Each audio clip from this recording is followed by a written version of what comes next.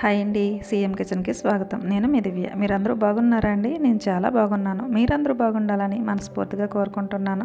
ఈరోజు నేను చేయబోయే రెసిపీ గుడ్లు పులుసు అండి. చాలా బాగుంటుంది, చాలా టేస్టీగా ఉంటుంది.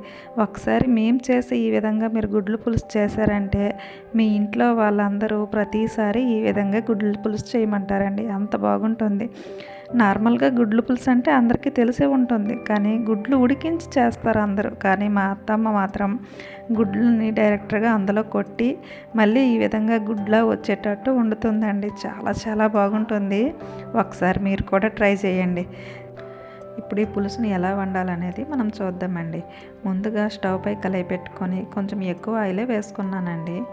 గుడ్లు పులుసుకి ఆయిల్ కొంచెం ఎక్కువే పడుతుంది. తర్వాత ఒక స్పూన్ మెంతులు వేసుకున్నాను. మెంతులు మంచి స్మెల్ వస్తుందండి పులుసుకి. తర్వాత ఒక స్పూన్ ఆవాలు, అర స్పూన్ జీలకర్ర కూడా వేసుకొని కొంచెం ఫ్రై అయ్యాక ఒక 4 ఎండుమిర్చి, ఒక 4 పచ్చిమిర్చి, అలాగే ఒక 5-6 వెల్లుల్లి రెబ్బల్ని కూడా కట్ చేసుకొని వేసుకున్నానండి.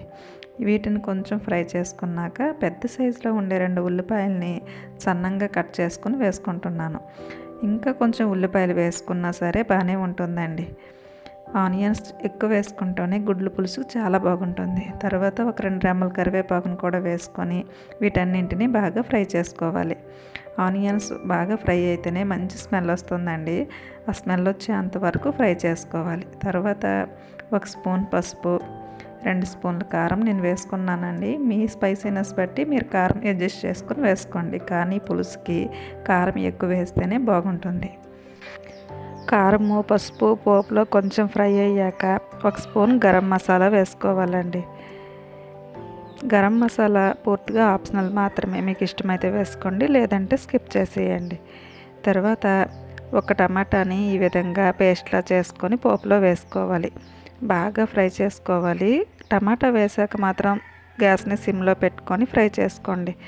ఇలా టమాటా పోపులో బాగా మగ్గాక అందులో నుంచి ఆయిల్ బయటకు వచ్చేంత వరకు ఫ్రై చేసుకొని తర్వాత ముందుగానే వాటర్లో నానబెట్టిన చింతపండును పులుసుని అందులో వేసుకోవాలి. మీ టేస్ట్కి తగినట్టుగా మీ చింతపండు పులుపుని వేసుకోండి.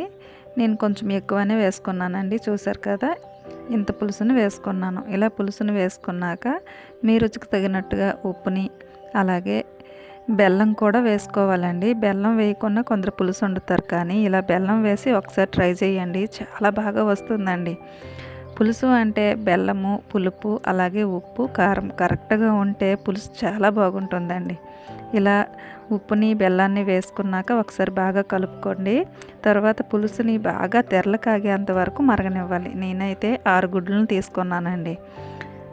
ఈ విధంగా బాగా తెరలు కాగాక చూసారు కదా, మంట హైలోనే ఉంచుకొని ఇలా బాగా తెరలు కాగుతునేటప్పుడు గుడ్డును కొట్టుకొని ఒకేసారి వేసుకోవాలండి. చూసారు కదా, ఈ విధంగా ఒక్కసారి వేసేయాలి, స్లోగా వేయకూడదు. ఇలాగే మొత్తం 6 గుడ్లు నేను వేసుకున్నానండి. గుడ్లు వేసుకున్నాక అసలు గరిటె పెట్టి కలపకూడదు. ఒక 5 నిమిషాల పాటు అయినా బాగా మరగనివ్వాలండి. అలాగే గ్యాస్ని కూడా హైలోనే పెట్టుకొని గుడ్లు వేసుకోవాలి, గుర్తుపెట్టుకోండి.